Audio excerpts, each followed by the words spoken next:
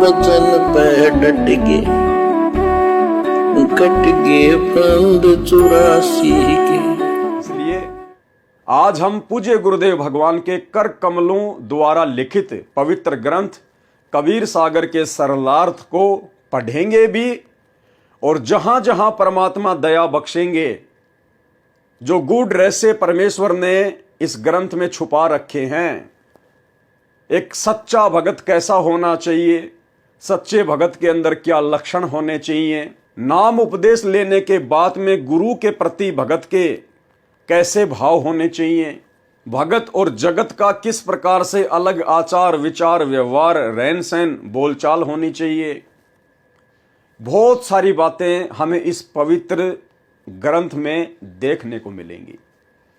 तो भाई और बहनों, अविलंब अब हम इस पवित्र ग्रंथ के ऊपर, जो कि सतगुरु रामपाल जी परमेश्वर जी ने अपने कर कमल से लिखा है, अब हम इसका अध्ययन करेंगे। बहुत ही सरल तरीके से सतगुरु रामपाल जी परमेश्वर जी ने इसको अनुवादित किया है, सरलार्थ किया है।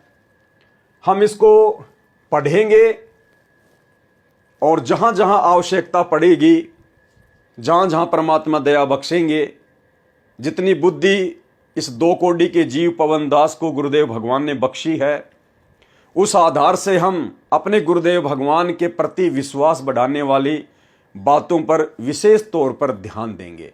तो आप सभी भाई बहनों ने परमेश्वर की जो वाणियां हैं, जो साखियां हैं, जो चौपाइयां हैं, पद्य भाग में जहां जहां भी साखियां लिखी हुई हैं, उनको पढ़ने मात्र से, सुनने मात्र से हम लोग पुण्य के भागी बनते हैं। और जब बात आती है सच्चे सतगुरु के द्वारा लिखा गया ग्रंथ, तो भाई और बहनों, हर प्रकार से हमारी 5 उंगलियां घी में ही रहेंगी। तो हम सभी सतगुरु रामपाल जी भगवान से, परमपिता परमेश्वर जी से विनती करेंगे, अर्ज करेंगे कि हे परमपिता परमात्मा, हम 2 कोटि के तुच्छ बुद्धि प्राणी हैं, हमारी बुद्धि बहुत ही संकीर्ण है। हे परमेश्वर, आपका ज्ञान अथाह है, सागर है परमात्मा। हम नीचों पर दया बख्शना परमपिता परमेश्वर, ताकि हम आपके द्वारा अनुवादित और लिखित इस सदग्रंथ को समझ सकें।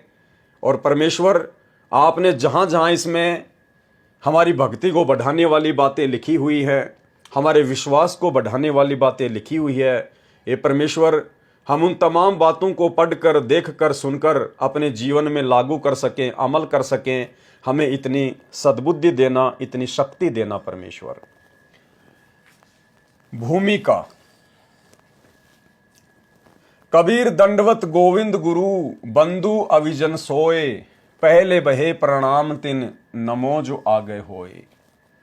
नास्त्रे दमस ने अपनी भविष्यवाणी में कहा था कि जो ग्रेट साइरन है, जो तत्वदर्शी संत है, जो आगे के समय में आएगा, पूरे विश्व को एक करेगा, पूरे विश्व में उसी की भक्ति होगी, उसी का नाम होगा, उसी का साम्राज्य होगा।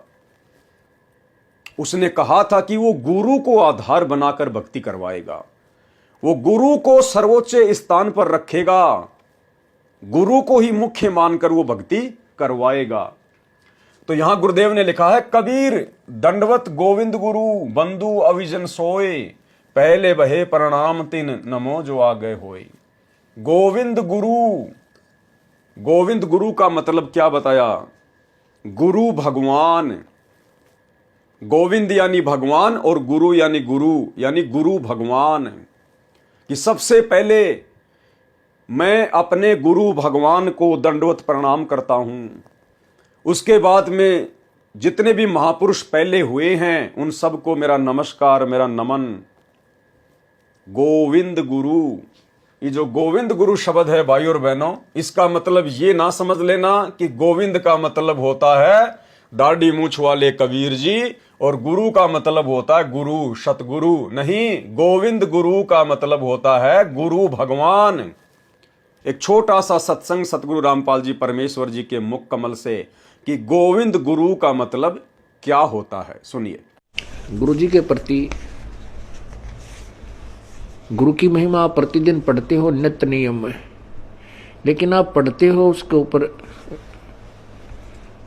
विवेचन नहीं करते। आप प्रतिदिन क्या सुनते और पढ़ते हो कबीर दंडवत गोविंद गुरु बंधु अविजन सोए, पहले बहे प्रणाम तेन नमो जो आगे होए। कबीर दंडवत गोविंद गुरु, गोविंद गुरु माने गुरु भगवान को नमस्कार करूं। दंडवत गोविंद गुरु, गुरु भगवान, गोविंद माने भगवान, गुरु मीन गुरु, गुरु भगवान को दंडवत प्रणाम करूं। और बंधु अविजन सोए, पहले भय प्रणाम ते नमो जो आगे होए। ऐसे महापुरुष गुरुदेव के तुल्य आगे और पीछे जो भी आए हैं उन संतों को नमस्कार है। कबीर दंडवत गोविंद गुरु बंधु अविजन सोए, पहले बहे प्रणाम तिन नमो जो आगे होए। सबसे पहले केवल अपने गुरुदेव भगवान को दंडवत प्रणाम, सबसे पहले उन्हीं के चरण कमल में झुकूं, सबसे पहले उन्हीं को वंदना। उसके बाद में जो भी महापुरुष हैं, जितने भी महापुरुष हैं, सबको केवल आदर सत्कार नमन। जो गुरु बचन पे डट गे, कट गे फंद 84 के, कट गे फंद 84 के, कट गे फंद 84 के।